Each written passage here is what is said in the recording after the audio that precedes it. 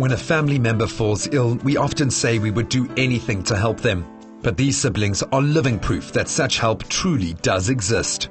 I was diagnosed on the 17th of July 2001 with acute myeloid leukemia. So with the leukemia that I had, my white blood cells overproduced. So they weren't able to fulfill the functions that they were meant to do.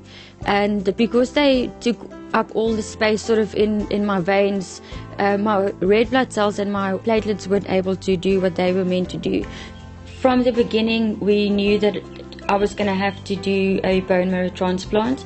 And yes, I was very fortunate that very early on I knew that I had a donor, which was obviously, it was my brother. We were quite young when that happened. You were in just matric turned 18. and I was in standard 9. And so the concept of being a bone marrow donor for somebody who has cancer was quite a strange one to deal with. I think I was quite blasé about the fact that we were blessed with that as a result. And I think once you start learning of other people having cancer, you realize that it's not that the case always, and that we were actually very lucky. Finding a family member as a donor is not successful sometimes. In fact, in 70% of cases, no donor match can be found within families. The problem that we have with cancers is that the treatment often involves chemotherapy. Chemotherapy consists of drugs, which are basically types of poisons, which are used to get rid of malignant cells. The problem is that with these chemotherapy regimens that we use, if we use too small a dose, we don't get the effect that we want. If we use too high a dose, we cause more side effects than benefit to the patient.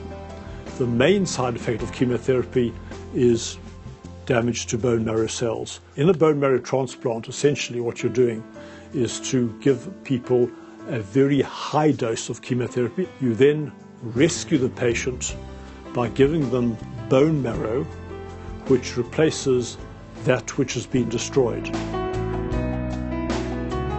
While a bone marrow transplant is quite complicated and physically difficult for the recipient, the harvesting process is actually fairly simple for the donor. The best kind of match is a sibling, because children coming from the same biological parents will be able to carry potentially the same genetic patterns. Once you go outside the family, it becomes very different. So it's approximately only 1 every 100,000 people randomly associated, but within the same ethnic group, are likely to be a match. To become a donor, we need to know what your tissue typing is. That requires just a sample of blood. It's 1 or 2 little test tubes. It's painless, it's very easy. People's perceptions are that when you are a bone marrow donor, that they almost cut open your bones and take the marrow out, which is not the case at all. Basically, it takes 1 day out of your life where they draw from your blood to get the stem cells out of. And what they do is they wash my whole body's blood through this machine about 3 times, and then that harvested, I think, a little satchel, a little bag full of stem cells, yeah, which they then transplanted into your body. So it was relatively painless, and that took about 6 or 7 hours, I think, for that whole process to filter the little bag of stem cells. Well, implanting is quite easy. It's dripped into the patients exactly like a blood transfusion.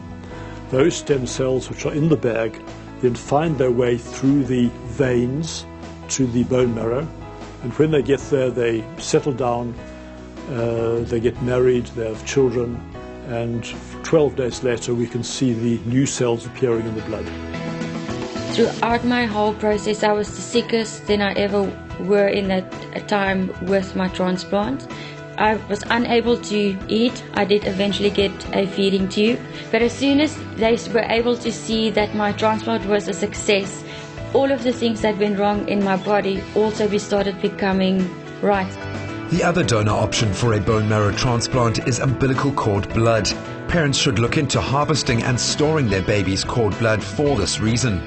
Sitting here, I am 12 and a half years post-transplant.